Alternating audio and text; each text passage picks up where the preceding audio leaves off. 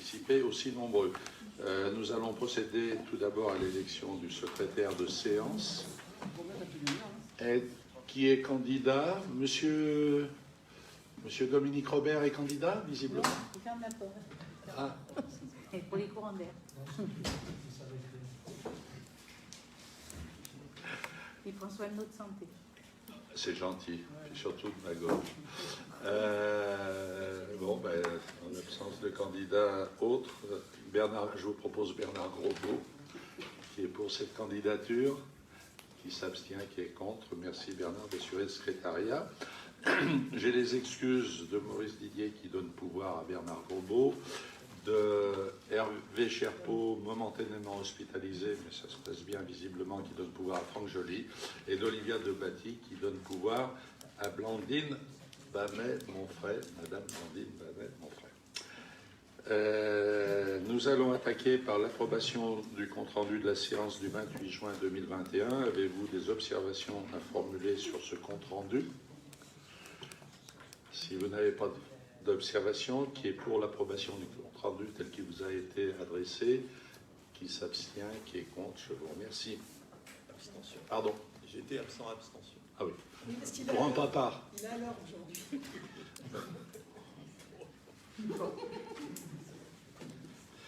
Adhésion de la commune de Quincieux, au syndicat rhodanien du COB, SRDC. Je vous lis le texte de la délibération. En fait, c'est une formalité. La commune de Quincieux, par un courrier de 2 juillet 2021 adressé au président du syndicat du COB, M. Daniel Pommeret, a demandé son adhésion au syndicat rhodanien de développement du COB. Et je vous lis ce texte. La commune de Quincieux était représentée au SRDC par l'intermédiaire du syndicat mixte Beaujolais-Azergues de Quincieux, qui a intégré la métropole de Lyon au 1er janvier 2015. Par conséquent, Quincieux n'est plus dans ce syndicat et sollicite en remplacement son adhésion individuelle au CRC. La commune a délibéré... Alors, je vous la refais à l'endroit. C'est la commune de Quincieux qui a intégré la métropole au 1er janvier et par conséquent, elle n'est plus dans le syndicat mixte Beaujolais-Azergues, mais elle souhaite rester adhérente à titre individuel. Donc la commune a délibéré dans ce sens le 7 novembre 2020. Cela n'induit aucun changement dans le fonctionnement du syndicat, notamment sur son périmètre géographique ou son budget. Lors de son dernier comité du 17 mars 2021, le SRDC a acté cette évolution à l'unanimité afin de procéder à la modification du statut du RCDC conformément aux dispositions prévues au Code général des collectivités territoriales, notamment les articles L 5212 et L 5214. Conseillers municipaux et intercommunaux membres du SRDC doivent se prononcer dans un délai de 3 mois sur cette modification des statuts. Le Conseil, après délibération, se prononce favorablement sur cette modification des statuts. Avez-vous des questions à poser? Pas de questions. Qui est pour l'adoption de cette délibération, à savoir autoriser la ville de Quincieux à adhérer au syndicat du câble? Merci pour votre unanimité. Présentation du rapport sur le prix et la qualité du service de l'assainissement collectif. Chaque année, nous recevons le rapport du délégataire, 2 rapports, un sur le bilan du système d'assainissement et un qui est le rapport annuel du délégataire. Alors, en quelques chiffres, nous avons 1683 clients sur l'assainissement collectif, 1583 particuliers, 8 collectivités, c'est-à-dire les branchements que les collectivités peuvent avoir, et 92 professionnels. Nous avons un réseau de 43 km, essentiellement unitaire, en majorité unitaire. En revanche, le taux de réseau séparatif, c'est-à-dire qui recueille uniquement les eaux pluviales, augmente, et on a des tuyaux qui n'ont que les eaux usées. En 2020, 252 323 mètres cubes d'eau ont été traités, ce qui est moins que 2019, puisque nous sommes quand même assujettis aux conditions météo. Nous avons eu 600 mm de pluie en 2020, contre 730 en 2019, ce qui explique que les volumes ont baissé, passant de 300 et quelques mille à 252 000. Le volume assujetti, ce sont les factures d'eau, c'est de 142 842 mètres cubes. Nous avons produit cette année 47 tonnes de matière sèche qui, avec le nouveau contrat, ont été en totalité compostées. Et c'est le prestataire Lyonnaise des Eaux qui s'occupe de ce compostage. Le prix de l'eau a été de 2,11102 € par mètre cube sur une base de facture de 120 mètres cubes. Et la station de traitement d'eau usée a enregistré la casse du pont Brosse, d'un des deux ponts Brosse qui est vieillotte.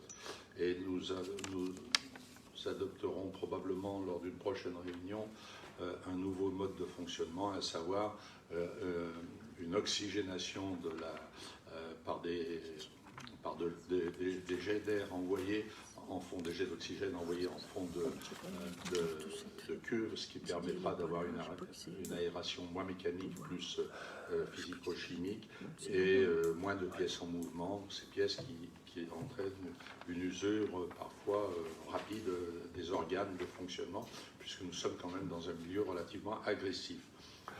Nous avons un linéaire de réseau séparatif d'eau pluviale de 10 985 mètres, en séparatif usé, donc 8 931 mètres, ce que je vous disais tout à l'heure, et en unitaire, 22 221 mètres. Et nous avons 992 mètres de refoulement sur 3 postes, essentiellement 4 postes. Il y a Bay, il y a le Parti, la zone industrielle des Vernailles et le Poirier. Ce qui fait un total de 43 km.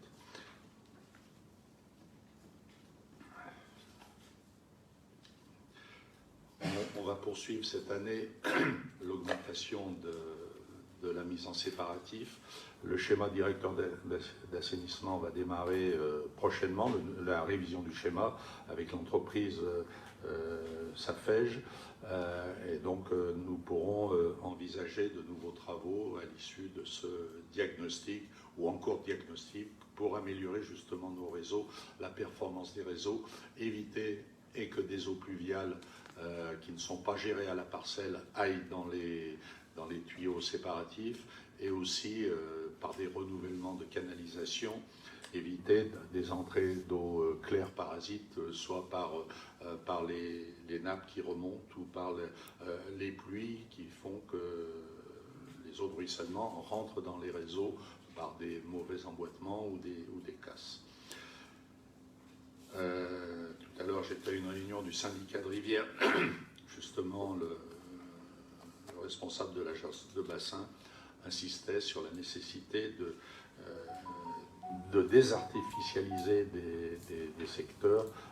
Notamment, ils vont aider certaines zones de parking dans lesquelles on aura moins d'artificialisation. On pourra avoir de l'infiltration à la parcelle, ce qui fait qu'il y aura moins d'eau parasites, d'eau claire qui iront dans le réseau. Et en fait, il y a une phrase qu'il a dit qui m'a bien plu, c'est qu'il est mieux d'infiltrer l'eau là où elle tombe, c'est-à-dire à la parcelle, plutôt que de la transporter dans des réseaux et de l'emmener à la Vauxonne ou à la Saône. Voilà, donc globalement, vous avez tous reçu le rapport du délégataire. Vous avez pu voir que la facture 120 mètres cubes coûte 254,04 € avec 61,44 € d'abonnement et 192 € de consommation. L'abonnement étant réparti pour 34,52 € prélevé par le délégataire et 21,34 € par la collectivité. Pour la consommation, la collectivité est à 0,77 le mètre cube et le délégataire, suite au dernier contrat, est à 0,5291. Et la facture a baissé de 0,1% suite au nouveau contrat. Ce n'est pas énorme, mais pour une facture de 120 mètres cubes, mais ça veut dire qu'on a pu renouveler le contrat avec une amélioration du suivi qui ne s'est pas encore manifesté réellement sur le terrain, mais qui va le faire prochainement, et bon, sans trop d'augmentation de la facture d'eau. Voilà, avez-vous des questions à poser? Vous avez reçu les 2 rapports, normalement. Avez-vous des questions à poser? Je ne veux pas rentrer dans le détail des DBO5, etc., de la DCO, mais je suis à votre disposition pour répondre. Nous avons une station qui est pour 9 900 équivalents habitants et aujourd'hui elle est utilisée à moins de la moitié. Donc ça veut dire que nous avons du disponible pour raccorder des gens. Je crois vous l'avoir dit la dernière fois, mais je vous le répète peut-être. Puis si je ne l'ai pas dit, au moins je le dis pour une première fois. Nous serons subventionnés et nous allons faire l'étude à hauteur de 30% pour les travaux d'assainissement des hameaux de Bourg-Chanin. Donc nous allons faire l'étude et on pourra peut-être raccorder Bourg-Chanin et puis un petit peu d'Hérisses éventuellement. Et l'étude va être lancée par le cabinet MGO. Et prochainement, en travaux, il y aura la phase suivante de la route de Port-Rivière entre la rue de la Madone et la place de l'Église, puisque là, nous allons tout mettre également en séparatif. Et on va renouveler la canalisation d'eau usée et l'ancienne canalisation de l'unitaire servira à faire du pluvial. Voilà, avez-vous des questions à poser sur ce rapport du délégataire? Si je vais vous lire le texte de la délibération et si vous avez des questions, vous pourrez les poser encore. Le maire rappelle que le Code général des collectivités territoriales impose par ses articles D 2224-1 à D 2224-5 de réaliser un rapport annuel sur le prix et la qualité du service d'assainissement collectif. Ce rapport doit être présenté à l'Assemblée délibérante dans les 6 mois qui suivent la clôture de l'exercice concerné et faire l'objet d'une délibération. Ce rapport accompagne le rapport du délégataire APS. Ils sont joints à la présente note de synthèse. Ils sont publics et permettent d'informer les usagers du service. Après présentation de ce rapport, le conseil municipal adopte le rapport sur le prix et la qualité du service public d'assainissement collectif de la commune de Saint-Georges de Renens. Des questions? Qui est pour l'approbation du rapport? Qui s'abstient? Qui est contre? Je vous remercie. Contrat d'apprentissage. Blandine? Franck? Pardon. Franck. Franck. Vous ne mettez pas le... Il n'y a pas une image? Ouais. Franck, prends le micro.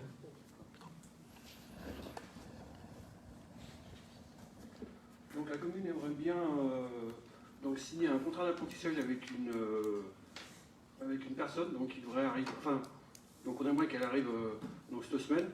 Donc ça serait donc pour un. Donc en fait donc ça serait un contrat en alternance donc pour un poste donc dans la communication. Donc cette personne donc elle est en train de préparer un bachelor donc c'est un bac plus 3 et donc en fait elle recherchait un contrat d'apprentissage donc c'est un contrat d'1 an. Et ça permettrait donc à la commission communication de mieux travailler, quoi. Voilà. Donc si vous avez des questions. Elle a 22 ans. Ouais. Tu fais voter ça? Ouais. Je lis la... Alors...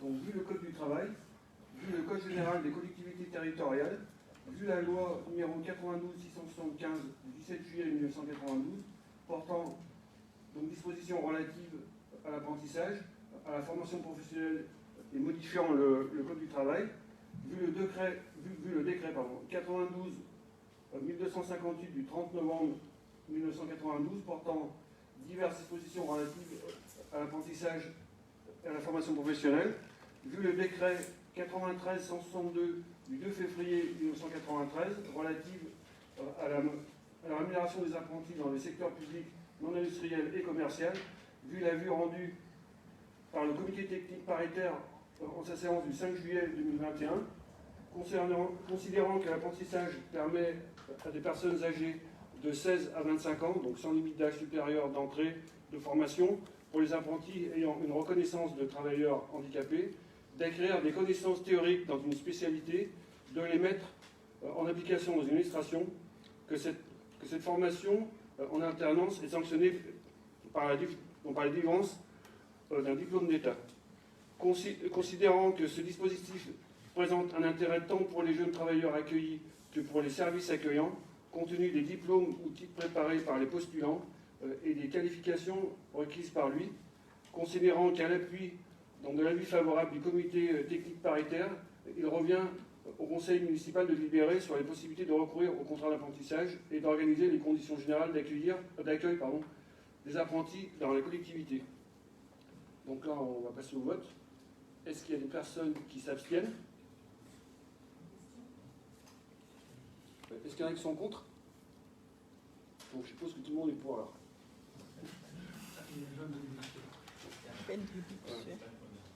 Ouais. Alors si vous avez encore des questions, je peux vous les poser. Enfin, vous pouvez les poser. Mais... Non, mais... Voilà. Merci.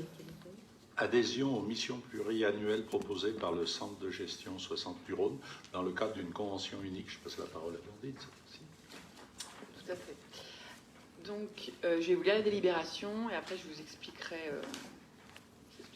Donc, le CDG 69 propose un certain nombre de missions qu'il réalise via la mise à disposition d'experts pour le compte des collectivités et établissements publics qui le demandent. Certaines de ces missions spécifiques donnent lieu à l'établissement de conventions pour la durée de la mission. D'autres s'inscrivent dans la durée, permettant aux adhérents de faire appel aux services du centre de gestion tout au long de l'année.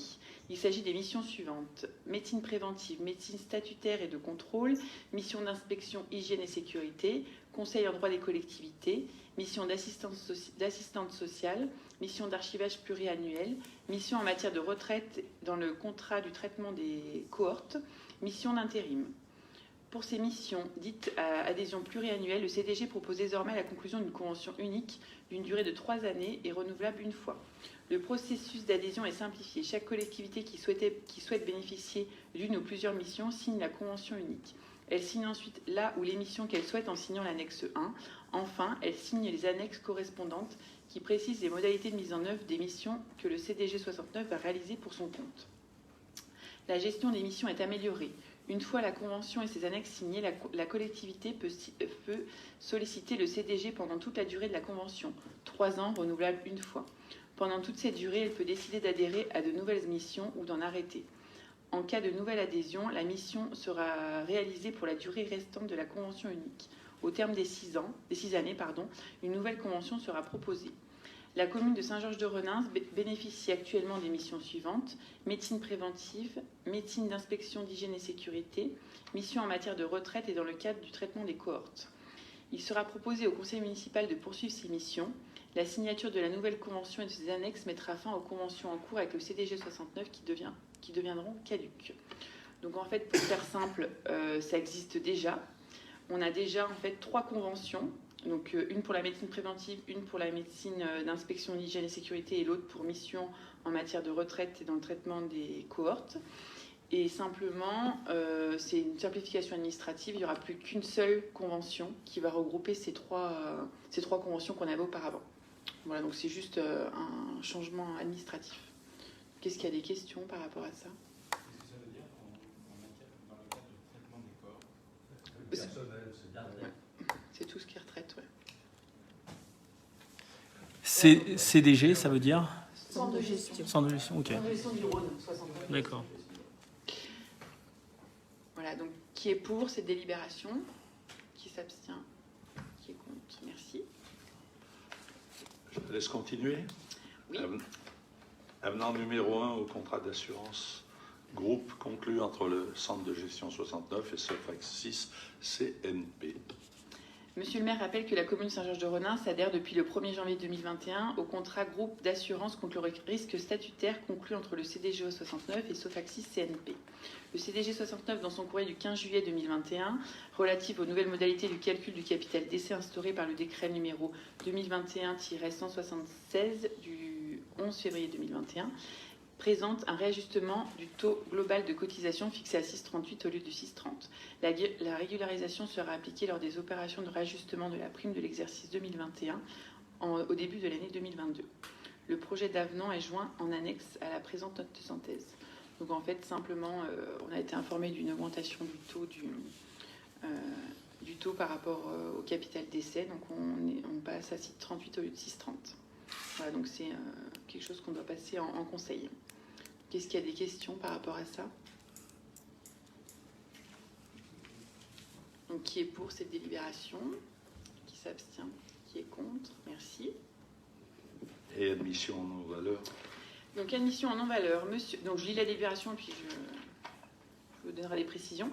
Monsieur le maire propose au conseil municipal de Saint-Georges-de-Renins d'admettre en non-valeur les titres sur les états présentés par monsieur Moine, comptable public. Il s'agit de redevables dont la dette est supérieure à 30 €, seuil de déclenchement des poursuites. Le montant global des admissions en non-valeur est de 431,08 €, impayé depuis 2019. Après plusieurs poursuites du Trésor public sans suite, monsieur le maire demande au conseil municipal d'adopter cette proposition.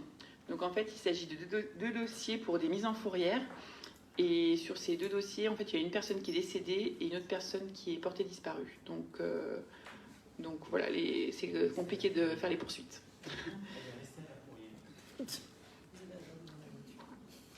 Donc voilà, c'est de vous demander d'admettre en non-valeur cette somme de 431,08 €. Donc qui est pour cette délibération? Qui s'abstient? Qui est contre? Merci. Nous allons passer à l'ordre du jour complémentaire. Au point numéro 1, partenariat territorial avec le département du Rhône, appel à projet, demande de subvention pour 2021.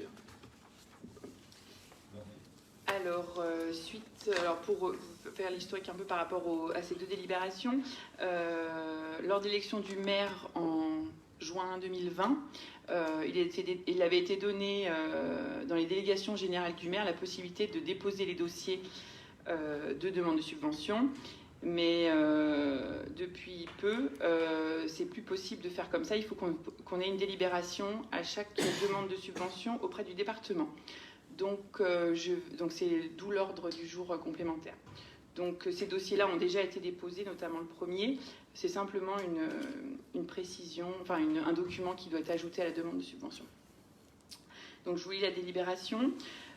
Monsieur le maire expose que le centre départemental du Rhône aide les communes et leurs groupements afin de faire du territoire départemental un espace de solidarité sur le fondement de l'article L 1111-10 du Code général des collectivités territoriales qui dispose que le département peut contribuer au financement des projets dont la maîtrise d'ouvrage est assurée par les communes ou leurs groupements à leur demande.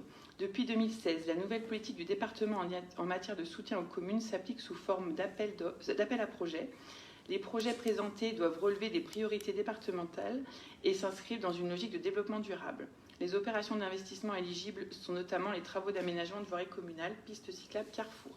C'est pourquoi Monsieur le maire proposera à l'Assemblée de présenter le dossier de travaux d'entretien et de modernisation des voies communales, Maraîchers, Curates, Port-Rivière, Larion, Vigneron, Nuit et Buluquian, pour un montant de 670 414 € hors taxe, et de solliciter une subvention à hauteur de 50% du montant total hors taxe des travaux estimés. La commune de Saint-Georges-de-Renins s'efforce d'améliorer les conditions de circulation des différents usagers, cyclistes, piétons, en facilitant la création des modes doux et en améliorant la sécurité des citoyens pour la mise en place d'une circulation apaisée. Le maître d'œuvre désigné devra proposer une ou plusieurs solutions d'ensemble, traduisant ces éléments majeurs du programme et en présenter les dispositions générales techniques envisagées, indiquer les durées prévisionnelles de réalisation, établir une estimation provisoire du coût prévisionnel des travaux, des différentes solutions étudiées. Donc le conseil municipal autorise monsieur le maire à solliciter auprès du conseil départemental du Rhône une subvention au titre de l'appel à projet de 2021 pour un montant de 50% du montant total hors taxe des travaux d'entretien et de modernisation des voies communales. Qu'est-ce qu'il y a des questions? J'aurais juste une question, c'est concernant donc les compétences de la concernant les compétences de la CCSB. Sur ces chantiers-là, quand il y a des pistes cyclables, la CCSB peut intervenir aussi, non? Je vais répondre. Oui. Il y a un plan vélo qui va être présenté à la CCSB pour vote jeudi. En revanche, la CCSB n'a pas la compétence des pistes cyclables. Et elle n'a pas non plus la compétence des voiries. Par conséquent, ce schéma de mobilité douce, de mobilité vélo, a été élaboré sur un plan d'ensemble de 18 communes de la CCSB. En revanche, ce sont les communes qui financeront. Il y aura les études peut-être qui seront portées par la CCSB, mais les communes financeront. Là, il s'agit de voiries qui sont mixtes, c'est pas celle d'un plan vélo communal ou intercommunal. Par rapport à la question, au sujet d'avant sur la mise en commun des eaux usées et des eaux propres, est-ce que ça interagit avec les routes qui vont être refaites suite à ces travaux-là? Est-ce que En général, on essaye de le faire dans le bon ordre, effectivement. Et donc, toutes les routes qui ont été évoquées, Maraîcher, Curatte, Port-Rivière, sauf Larion, Vigneron, Nuit et Buluquian, on fera d'abord les travaux d'assainissement, de mise en séparatif éventuel, etc. En revanche, là, on s'inscrit pour vis-à-vis du département et on a 2 ans pour faire ces travaux. Mais certains, comme Maraîcher, Curatte et Port-Rivière, peuvent être faits d'ores et déjà, puisqu'il n'y a pas d'incidence assainissement. Ou eau potable, parce qu'il n'y a pas que l'assainissement, hein, il y a l'eau potable. Autre chose, concernant Port-Rivière, on parle du front de Saône sur les travaux qui vont être faits ou de la route de Port-Rivière? C'est la route de Port-Rivière. Merci. Pas d'autres questions, Mathieu? C'est bon. La même. Ouais, bah pour la première. T'as grillé. Ouais. Donc, qui est pour cette délibération comme a été élue? Qui s'abstient? Qui est contre? Donc, même combat pour la demande de subvention d'amende de police 2021. Donc, Monsieur le maire expose que le conseil départemental du Rhône a en charge la répartition du produit des amendes de police selon les articles R 2334-10 et R 2334-12 du Code général des collectivités territoriales. Il convient donc de solliciter auprès du conseil départemental du Rhône une subvention dans le cadre de la répartition du produit des amendes de police entre les communes de moins de 10 000 habitants au titre de l'année 2021. Il est proposé de présenter un dossier concernant les travaux de reprise et d'aménagement de trottoirs chemin de la Curatte pour répondre aux exigences de la sécurité routière pour un montant estimatif subventionnable de 110 809 €.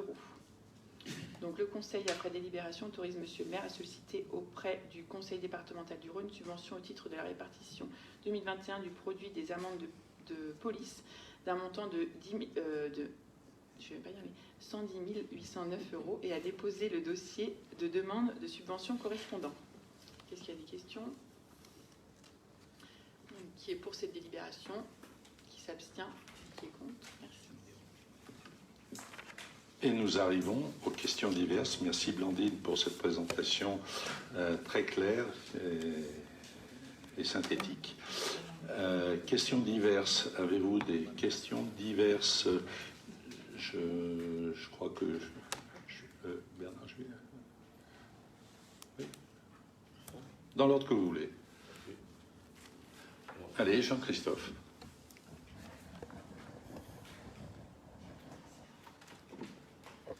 Donc, on a eu une réunion à la CCSB assez intéressante sur l'espace coworking. Sur l'espace coworking de Fleury. On peut la faire en français? Alors, un espace partagé pour travailler. Peut-être on pourrait l'appeler autrement encore, mais ça doit convenir aussi. C'est un sujet qu'on avait abordé d'ailleurs avec Franck Joly quand on avait fait un petit peu le préambule des réunions concernant le foyer municipal. Il me semble que c'est peut-être quelque chose qui peut être intéressant pour la commune, et peut-être qu'on aurait des bâtiments qui pourraient être mis à disposition de ce projet. Je voulais avoir un peu le sentiment de l'exécutif sur ce sujet, sachant qu'à mon sens, d'ici 2 ans, ça pourrait devenir indispensable et que suite au Covid, beaucoup de personnes ont pris l'habitude de faire du travail chez eux dans la mesure du possible, puisqu'à Saint-Georges, malheureusement, en termes de réseau Internet, on n'est pas tous bien servis. Et pour certains, ça a été difficile de travailler à la maison. Donc, je voulais savoir comment se positionnait la commune sur ce sujet-là. Alors, tu veux intervenir, non? sur un plan global, nous avons déjà envisagé ce dossier avec le projet 1001 gares. Et la SNCF s'était rapprochée de la communauté de communes et de la commune dans le cadre de ces projets 1001 gares pour mettre à disposition la gare de Saint-Georges éventuellement, avec le partenariat de la CCSB et de la commune. Alors, c'est vrai que la petite difficulté, c'est que la SNCF, il y a des allers-retours qui ne sont pas simples. En revanche, c'est un projet que nous souhaitons continuer à porter, mais qui va demander un petit peu de temps, et l'échelle de 2 ans n'est pas inenvisageable. Donc oui, pour un espace de travail partagé, pourquoi pas.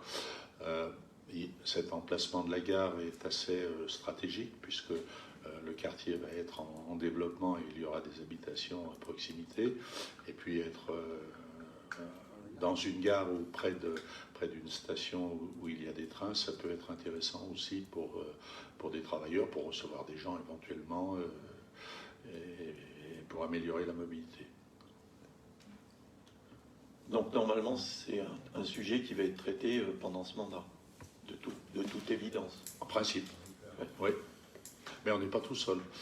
Oui, alors, ça ne veut pas dire que, admettons que ce projet de 1001 gares n'aboutisse pas, on peut aussi bien l'envisager ailleurs. Hein. Donc ça veut dire qu'il faut que des élus, votre commission par exemple, porte ce projet et après on trouvera un emplacement. Ça peut être un emplacement vers Roujoux, ça peut être n'importe où. Et même dans cette requalification de tout le quartier autour de la gare qui va se faire dans les prochaines années, entre la place de la gare et la Nationale 6, il va y avoir des évolutions. Donc l'espace Charles de Gaulle, il y aura des évolutions. Donc là, on trouvera aisément de la place pour des activités économiques en plus des habitations. Merci. Moi, je peux juste. Donc, en fait, par mon métier, je peux juste confirmer qu'il y a. Moi, je rencontre beaucoup de personnes qui recherchent justement ce style de bâtiment, quoi. Alors, soit par exemple pour développer leur activité, ou soit juste pour s'en servir, par exemple, pour recevoir des clients, pour pouvoir pour faire du showroom, par exemple, ou pour de l'activité particulière, quoi. On me demande souvent, est-ce qu'il n'y a pas un espace à Saint-Georges, sachant qu'à Saint-Georges, on est, je crois qu'il y a à peu près 350 ou 370 entreprises, et il y a beaucoup de personnes qui travaillent seules, quoi. Soit des auto-entrepreneurs ou des artisans ou beaucoup de personnes qui font la prestation de services et qui rechercheraient un lieu comme ça, quoi. Mais l'échelle de 2 ans me paraît être pas si mal que ça finalement.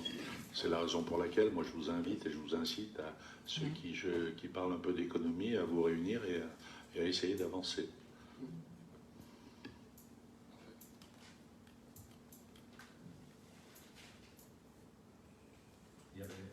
Alors, je ne veux pas monopoliser la parole.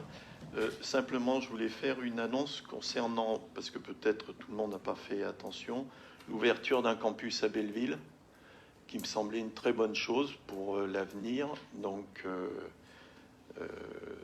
si l'information peut être reléguée par la mairie, soit sur le blog, parce que visiblement le champ d'activité de ce campus nous concerne, puisqu'il est, je crois, de presque 50 km, il me semble. Donc si l'information pouvait être reléguée sur le blog de Saint-Georges, ce serait peut-être une bonne chose. Et le campus, c'est quoi, En fait, si vous voulez bien, on va essayer de dire ce qu'est parce que c'est pas un campus, c'est un campus connecté. C'est-à-dire que, en fait, c'est un endroit, mais ça sera un endroit défini où les étudiants iront et seront connectés à droit, à l'université Lyon 2, Lyon 3, etc. Et donc, l'ambition, c'est de commencer avec 8, 9 étudiants, et après d'arriver à l'échelle de 3-4 ans à 50 étudiants. Effectivement, on en a parlé en réunion de bureau des maires la semaine dernière. Il va y avoir une délibération qui sera prise au conseil communautaire de ce jeudi, et Et je pense que c'est une bonne initiative et il faudrait effectivement communiquer. Si certains étudiants souhaitent y participer, ils peuvent le faire. En revanche, il y a un niveau à avoir et puis ils ne feront pas ça de chez eux. Il faut aller sur le site, il faut que ça soit une ambiance quand même estudiantine, de façon à ce qu'il y ait des chances de succès, mais ça fonctionne, ça risque de bien fonctionner, enfin c'est pas un risque, c'est un espoir, et de se développer. L'avantage, effectivement, ça évite à des étudiants d'aller à Lyon. Alors il y a quand même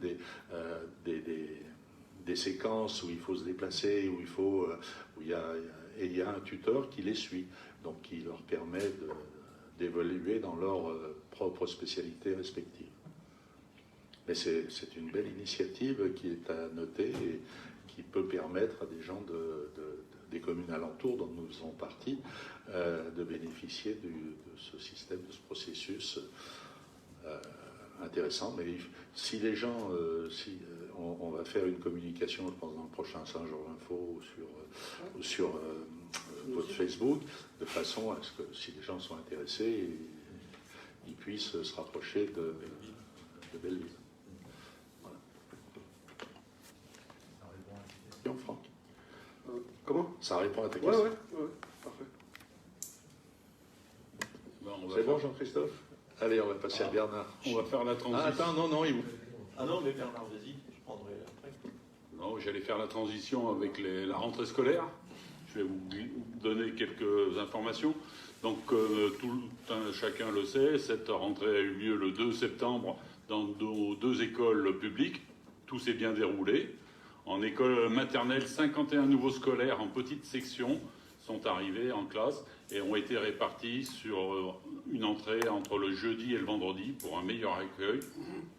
Dans l'ensemble, à l'école maternelle, il y a 160 enfants. À titre indicatif, l'année dernière, nous étions à 164. Il y a toujours 6 enseignantes, les mêmes que l'année dernière, à qui la mairie met à disposition 6 personnels, les ATSEM. Nous avons accueilli mercredi 1er septembre Julie Zadgel de Auroux lors de la pré-rentrée, conformément au vote du 18 juin, pour couvrir ce poste. À l'école élémentaire, nous avons 287 élèves, identiques à l'année dernière, répartis sur 12 classes, dont une classe Ulysse, unité localisée pour l'inclusion scolaire. Dans cette classe, il y a 11 enfants de tout niveau, du CP, CE1, CE2, jusqu'au CM2. Donc je vous renvoie aussi au Saint-Georges Info pour retrouver tous ces chiffres. Début également du périscolaire, dès le jeudi 2 septembre, garderie matin et soir et restaurant scolaire. Là aussi, tout s'est bien déroulé. Jeudi, nous avions déjà 222 repas, 60 maternelles, 162 élémentaires. Vendredi, nous sommes montés jusqu'à 248 repas, 72 maternelles, 176 élémentaires. Tout le personnel était en place et surtout, toutes les embauches ont été réalisées conformément à l'été et conformément au vote du 18 juin. Tous les postes ont été pourvus. Pour mémoire, nous avons donc 6 ATSEM, comme je viens de le dire. Il y a 6 personnels aussi qui font le ménage à l'école élémentaire. Et sur la période méridiane, nous avons 17 personnes. Alors, je vous dis qu'il ne faut pas additionner tous ces chiffres-là pour trouver le nombre de personnels communal. Il y a des personnes qui ont plusieurs tâches, et notamment qui font aussi le ménage dans tous les bâtiments communaux. Pour information également sur la commune, nous avons une école privée, l'école Ozanam. Son directeur m'a communiqué les chiffres de la rentrée. Il y a 68 enfants, dont 29 familles au total, représentant 29 familles et 6 de Saint-Georges. Ils sont encadrés par 6 enseignants, plus une directrice, pour 7 classes de la petite section au CM2. Outre la rentrée scolaire, la commission scolaire a profité des vacances scolaires pour se réunir au moins à 3 occasions. Les thèmes principaux travaillés ont été donc la revalorisation des tarifs que nous avions présentés le 18 juin et dont vous avez adopté les nouveaux tarifs. Il y a eu la relecture et l'amendement des règlements, tant de garderie maternelle et élémentaire que restaurant scolaire, où nous avons, et notamment à la demande des parents d'élèves, lors des derniers conseils d'école, adopté pour des règlements plus axés sur le bien-être, le bien-vivre et surtout le respect de chacun. Conséquence, un règlement plus strict en termes de sanctions, je l'ai mis entre guillemets quand même, des petites punitions jusqu'éventuellement à l'exclusion temporaire de certains enfants. Nous avons également revu les non-règlements et fait avec le personnel administratif communal une chasse aux impayés.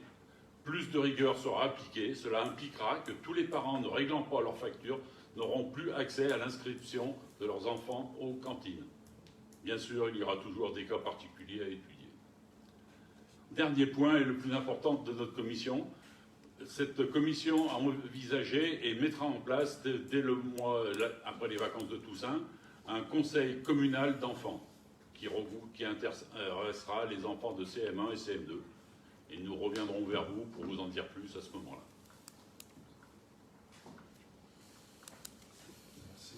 Pour répondre à des questions éventuelles, s'il y en a. Franck ? Donc moi j'avais deux sujets qui concernent la communication. Alors déjà donc si vous avez lu le Saint-Georges Info, vous avez vu qu'on a le Saint-Georges Info qui est en ligne maintenant aussi. Donc on va pouvoir développer des articles, traiter des sujets. Donc le site c'est saintgeorgesinfo.fr. Donc tout le monde peut y participer. C'est-à-dire que si vous avez des idées, si vous avez des envies d'articles, ou si vous avez envie de traiter un sujet, donc vous commencez à traiter, puis après vous venez nous voir et on travaille ensemble. Donc si on peut alimenter donc le site, ça sera très bien. Donc quels que soient les sujets, ça peut être du sport, des assos, ça peut être de l'histoire, de l'économie, tout ce que vous voulez. Voilà, ça c'était la première chose. Qui concerne Saint-Georges quand même. Oh oui, bien sûr, oui. Non, bien sûr, qui concerne Saint-Georges. Bon, après, ça peut peut-être déborder un peu sur la CCSB s'il y a des sujets qui peuvent nous intéresser, mais bien sûr, c'est tout pour Saint-Georges. Et après, donc, le deuxième sujet, c'était donc, sur les référents de quartier. Donc, ça serait bien que ça commence à démarrer. Alors, je sais qu'il y a certains quartiers qui ont commencé. Donc, la première étape, déjà, ça serait que les élus référents rencontrent les élus, donc les référents non élus. Donc, on récupère déjà les chartes signées. Et puis ensuite, qu'on commence à recenser donc, tous les nouveaux habitants. Donc, ils sont arrivés depuis 2019, en gros, parce que je crois que la dernière fois qu'on avait fait une réunion de nouveaux habitants, c'était. Il me semble que c'était fin 2010. Non, c'est début 2019, je crois, non ? Qu'on avait fait ça. Ouais. Donc, pour moi, remonter à 2 ans, quoi. Pour recenser déjà les nouveaux habitants. Et puis après, chaque quartier après, est libre de lancer son travail, quoi. Voilà. Merci. Merci. Une question pour Franck. Ouais. Il y a une date, tu veux une date butoir? Non, tu as une date butoir pour ces premières réunions avec... Non. Non, après c'est à chaque quartier de s'organiser. Après, s'il y a besoin, moi je peux intervenir dans le quartier. Si, je sais pas, moi, si par exemple pour les premières réunions, il y en a certains qui ne sont pas trop à l'aise, moi je peux venir pour filer le coup de main. Mais après, en fait, nous ce qu'on demande, c'est que chaque quartier s'organise. Et puis après, de toute façon, après, je pense que les sujets vont arriver, donc après l'organisation va se faire sur le tas, mais ça va arriver les sujets, je pense. Ouais. Simplement, si on fait une rétrospective sur l'été, au mois d'août, il y a eu l'inauguration des nouveaux jeux dans le parc, donc, qui semblent être très appréciés des Renémois et ailleurs au vu de la fréquentation. Ouais, petit. Pendant qu'on est dans le parc, proche des jeux, est-ce que on a envisagé l'interdiction des 2 roues dans le parc ? C'est déjà fait. Ah, c'est interdit ? C'est interdit. Ah, d'accord. Et on a un moyen de contrôle de quelque chose ? Parce qu'en fait, j'ai l'impression que... Enfin, quand on les voit, les motos qui traversent, qui montent sur l'esplanade du foot. Ouais, c'est ça, ouais. Il y a une solution, c'est de fermer le parc, mais c'est pas terrible. Ouais. Piéton. Parce que ça devient... C'est un truc de fou, hein. Proche des jeux, de partout. Ça, c'est l'éducation. Ouais. C'est des claques qui se perdent, quoi. Et le policier municipal, non, on peut Ils ne peuvent pas... rien faire. Ils viennent, ils engueulent, c'est tout. Pour les sanctionner, c'est des mineurs. Il ne va rien se passer. Hein. On peut pas des amendes, non ? On peut pas balancer des amendes, ou je sais pas. Je suis même pas sûr que c'est bon. Franchement. Ouais, on peut. Ouais. Ouais. Faut tomber dessus. Hein. C'est à quelle heure ils viennent? Ah ben ils viennent pas pendant les horaires. C'est sûr que c'est plus le soir, mais bon, même en plein après-midi, des fois. Mais bon, ouais, faut qu'ils soient là. Plusieurs, je dis, vous savez que vous n'avez pas le droit de rentrer là. L'après-midi, Donc ils ont laissé leur moto l'entrée, Ah oui. ils sont venus à pied au. Ouais. Après, ils sont repartis. Ouais. Bah ouais, mais bon. Dès qu'il peut, il le fait. Il me dit, ah bon, on n'a pas vu. Je dis, pourtant, il y a un panneau à l'entrée, c'est marqué en gros. Ah oui, il y a 2 panneaux. Ah, il y a des alors, pour dire, je suis pas sûr qu'ils soient pas de bonne foi, parce que effectivement, à force de rentrer dans le parc, tu fais plus attention aux panneaux. De même, c'est limité à 20 à l'heure. Je suis pas sûr qu'il y en ait un qui l'ait vu. Pour les panneaux, on va. T'as entendu, Florence? Au niveau des dégradations, parce qu'il y en avait un petit peu, il y en a eu un peu pendant l'été, là, le parc il avait été fermé, était fermé le week-end parce qu'il y avait un peu des dégradations. Ça s'est un peu calmé et apparemment, je sais pas, on attendait les devis pour la réparation du portail, parce qu'il s'ouvrait normalement automatiquement et il y avait un souci, il me semble. Et vous Oui, non, mais maintenant, il remarche, ouais, je sais pas. Oui, il s'ouvre, mais on le limite. Hein. On limite les accès aux véhicules, des véhicules plutôt. Oui, mais à pied, on peut, ouais, parce qu'il il était fermé même à pied. Une ouverture portillon, le week-end. C'est bon. Le problème il est du portail, c'est qu'il a une clé, mais pour fermer ce portail, une clé super que tout Français doit avoir dans sa poche, c'est-à-dire une clé pompier. Donc tout le monde a une clé pompier, tout le monde passe, personne ne referme. Voilà. Le problème du portail. Des problèmes de... C'est le civisme, hein, de toute façon, ça, il ne faut pas se faire diviser. Bien. Alors, moi, on a parlé de la rentrée scolaire, donc à moi de me prendre la parole. Donc, c'était pour vous annoncer la rentrée des associations qui aura lieu le dimanche 19 septembre de 9h à 13h à l'espace culturel La Pirogue. Donc, ça va regrouper environ une trentaine d'associations de Saint-Georges. Donc, ça sera aussi bien pour les adultes que pour les enfants. Et on aura aussi des démonstrations. Donc, n'hésitez pas à venir.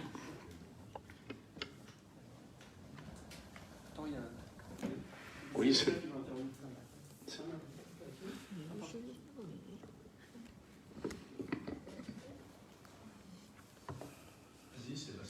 Donc, moi, je voulais vous parler de samedi et du comité d'entraide des personnes âgées. Donc, nous avons tenu la buvette du spectacle. Ça s'est très bien déroulé. Et on a même été victime de notre succès parce que nous avons vu beaucoup de monde. Et j'en suis très content pour nos aînés. Voilà. Juste une petite mention à 3 conjoints d'élus qui nous ont aidés tout au long de la soirée. C'est Didier, Brice et Olivier. Voilà. Merci beaucoup. Effectivement, il y a eu beaucoup de choses qui se sont dites à propos de ce spectacle et de la personnalité de M. Bigard. Moi, ce qui m'intéresse, la chose que je retiens, c'est que La Pirogue redémarre. Ça, c'est Franck a eu des contacts assez intéressants avec des producteurs. Ça va nous amener des pièces de théâtre, ça vous amener d'autres choses. Et puis la seconde chose, c'est que pour le repas pour les personnes âgées, c'est une bonne chose. Donc vous avez fait une recette qui vous permettra d'améliorer les choses. Donc c'est tant mieux. Après, le spectacle par lui-même, chacun est libre de penser ce qu'il veut. Moi, je le pense. Et voilà, tant que c'est pas interdit, c'est autorisé. Après, tu peux dire en plus qu'on a équilibré les comptes. Voilà, oui. C'est-à-dire que le spectacle, on n'a pas perdu l'argent. Voilà. Enfin, si, on a perdu 82,53 €. Je donnerai un peu d'argent. Il y a eu combien d'entrées? Il y a eu 247 entrées. Et il y avait des Alors, fans. je remercie ceux qui sont venus et qui ont acheté des billets parce que c'était les personnes âgées, parce que dans les 247, des fans de M. Bigard, il n'avait pas 247. Hein, je pense qu'il y en avait la moitié, quoi. Une centaine ici, parce qu'il y a bien une centaine de fans. Parce que quand oui, moi j'ai vu des gens, c'est impressionnant quand même. C'est impressionnant. Ah ouais, bon, chacun ses goûts, c'est comme ça. On est bon. Bien. Avez-vous d'autres sujets? Oui, attends, Jean-Christophe, je garde le meilleur pour la fin. Okay. Non.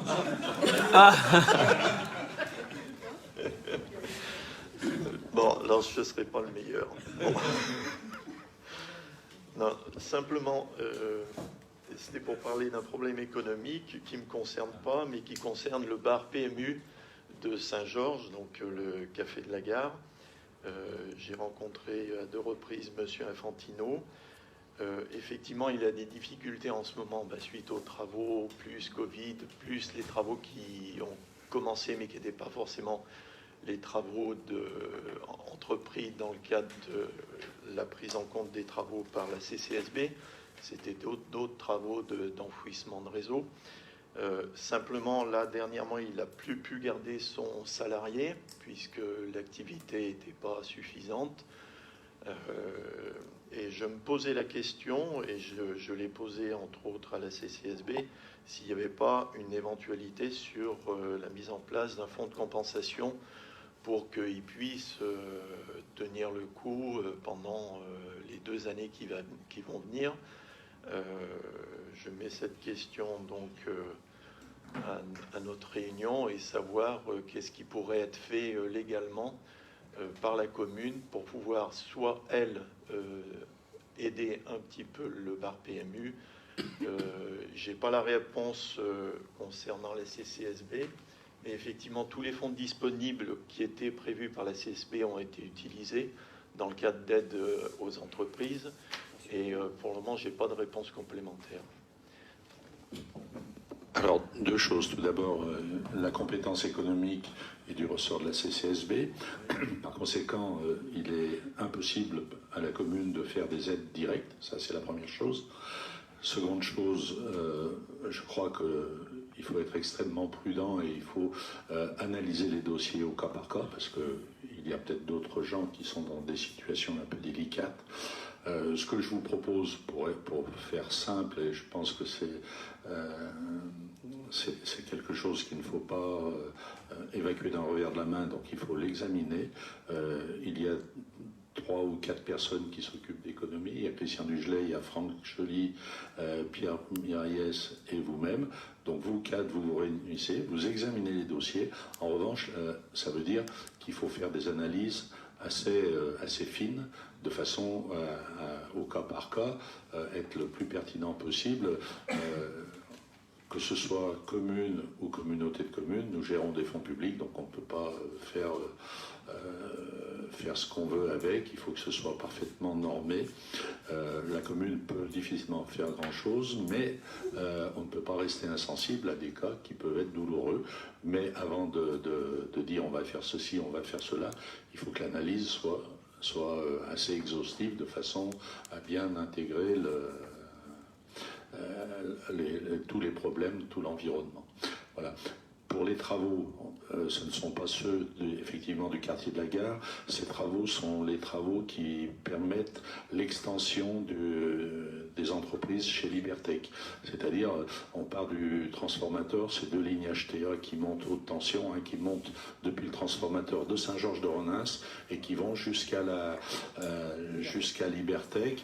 On est passé, donc la rue de la gare a été faite, la rue des Jardins, et on est sur le boulevard Émile Guyot qui est terminé. Il va descendre le boulevard de Ludna jusqu'au transformateur et Serfim continue pour rejoindre Libertech par le Chevalier. Ils vont redescendre et ils vont remonter dans Libertech après le pont vers chez Didier Ducrozet, si vous voyez le chemin qui va là-bas. Donc il y a encore des travaux importants. À cet égard, vous avez vu qu'il y a eu un accident la semaine dernière, un coup de pelle malencontreux qui a percé une canalisation de gaz et qui a justifié l'évacuation d'une vingtaine de personnes environ, et puis une intervention assez importante du corps des sapeurs-pompiers et de la gendarmerie. Voilà. Alors, en revanche, pour revenir à M. Infantino, je vous propose que vous réunissiez et vous voyez M. Infantino pour essayer de faire toute la lumière sur ce dossier de façon à ce qu'on voit avec la CCSB ce qu'il est possible de faire. Alors, je ne sais pas s'il a été parmi les gens qui ont obtenu des subventions de la CCSB, mais bon, après... Ouais. Alors, À ma connaissance, non, il n'a pas touché de subvention de la CCSB. Est-ce qu'il avait fait un dossier? Il n'avait pas fait de dossier, je lui ai demandé, et j'ai demandé la confirmation à son comptable. Sur le premier confinement, tu es sûr qu'il n'avait pas fait une... Et a priori, il a touché simplement le fonds de solidarité. Ouais, c'est ça. Oui, mais... Oui, mais pas la CCSB. La Le fonds de CCSB, solidarité, c'était pas la CCSB. Ouais. Il a touché seulement le fonds de solidarité. Et la CCSB, a priori, n'est pas intervenue. Maintenant, il faut avoir confirmation. Et effectivement, à ce moment-là... Oui, c'est peut-être le défaut de demande, parce que moi, il y a d'autres établissements qui en ont touché. Oui, oui. Il est éligible. Il était éligible, effectivement, mais son comptable l'a pas informé de cette situation, malheureusement. Il n'y a pas de dossier éligible qui a été refusé par la CCSB. Exactement. Oui, mais s'il n'a pas fait la demande. Et s'il n'a pas fait la demande, voilà. Mais oui, non, mais c'est pas pour ça qu'il faut qu'il en pâtisse. Oui, bien évidemment. Mais il faut voir si ça peut se récupérer, j'en sais rien. Mais analyser ce dossier comme il faut, et puis on verra. D'accord. Merci. Et puis du coup, il faudrait peut-être qu'il change de comptable. Je rigole. Tu as un nom? Donc il y a Clé Malex à Saint-Georges, ils vont très bien. Bien. Merci. Alors, eh ben, le meilleur pour la fin, Julie. Hein, tu vois, je pouvais la faire, celle-là. Oui, donc la commune souhaite organiser Octobre Rose. Donc je pense que tout le monde sait ce que c'est. Je vais juste rappeler rapidement ce que c'est. Pendant le mois d'octobre, tout le mois d'octobre, du 1er au 31, on organise des événements pour récolter des dons en faveur de la recherche pour le cancer du sein. Donc on a simplement une petite demande. On recherche des bénévoles auprès des élus pour nous aider à créer cet événement. Voilà. Donc, femmes, et faites-vous connaître. De préférence féminin. De préférence femmes, on accepte aussi les hommes. Hein, on est pas, oui, voilà, oui, bien sûr. Hein mais de préférence. Il existe aussi chez les hommes. Ce que je vais vous demander, vous vous inscrivez auprès de Julie, et puis comme ça vous permettra, parce que le temps va filer très vite. Nous sommes déjà le 6 septembre. Vous avez 3 semaines, peut-être pas tout à fait, pour organiser cela, sachant que la commune vous épaulera aussi bien dans l'organisation des événements, puisque ça va... Enfin, je te laisse le soin de dire des événements que peut-être, mais ça on en décidera à ce moment-là, par un don éventuel qu'on pourra faire en abondement d'autres choses, d'autres actions. Parce que la finalité, c'est quand même de pouvoir récolter des fonds pour lutter contre le cancer. Bon, dans cet exemple, c'est le cancer du sein. Sans Léon Vera, on sait qu'ils sont des gens sérieux, donc il n'y a pas de doute là-dessus. En plus, je crois que tous les gens qui pourraient être amenés à donner, il faudra qu'ils fassent des chèques et ils pourront bénéficier d'une déduction sur leurs impôts. Donc c'est un geste qui va dans le bon sens et qui peut être accompagné. Voilà. Et vas-y. Alors juste, donc si vous voulez participer, il faut vraiment, j'insiste sur le fait qu'il faut vraiment vous manifester assez rapidement pour qu'on puisse rapidement créer une commission et organiser des événements qui vont se dérouler pratiquement sur tous les week-ends d'octobre. Donc c'est assez lourd à gérer. Donc ce serait bien que ça se fasse assez rapidement et qu'on puisse faire déjà une réunion la semaine prochaine. Bien, à l'issue de ce conseil municipal, les gens viennent te voir et tu notes les noms. Hein, il y a Sandra déjà, je vois qu'il y en a d'autres. Donc, Florence, vous inscrivez auprès de Julie. Je vous remercie. C'est tout bon? Oui, tu verras avec eux. Ouais. Avez-vous d'autres questions diverses? Diverses? Eh bien, je l'ai fait. Bien, je vous propose que le prochain conseil se fasse début octobre. On peut mettre le 11, comme ça permettra de faire le point peut-être, le 11 octobre. Et d'ici là, eh bien, si vous avez des idées de réalisation, je pense que tout le monde sera d'accord pour qu'on accompagne cette petite commission dans cette action ô combien... le 11, c'est peut-être les conscrits. C'est quoi? Les conscrits, les conscrits de Saint-Georges. Oui, donc, c'est une bêtise. Ou la semaine suivante ou la semaine précédente. Alors, pour les conscrits, on ne peut pas en parler aujourd'hui puisqu'on voit le président de l'interclasse, Geoffroy Branche, demain soir, peut-être accompagné par 2-3 conscrits. Avec Florence, nous les rencontrons, donc on va avoir... on peut faire ou le 4 ou le 18, je ne sais pas ce qui vous convient. Moi, j'ai peur qu'il n'y ait pas assez de sujets, le 4. 18 Peut-être le 18 à ce moment-là. Donc, je vous propose le 18 octobre pour le prochain conseil municipal. On le fait à la même heure, 19h30, ça vous bien, convient ouais. Eh bien, donc, On sera toujours en normes sanitaires. On sait oui, pas bien. donc, jusqu'au 15 novembre, les choses ne changent pas, en principe, sauf contre ordre, bien sûr.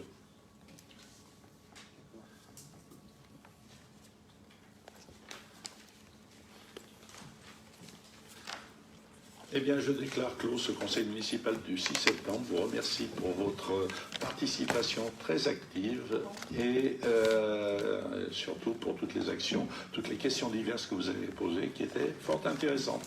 Bonne soirée à tous. Merci.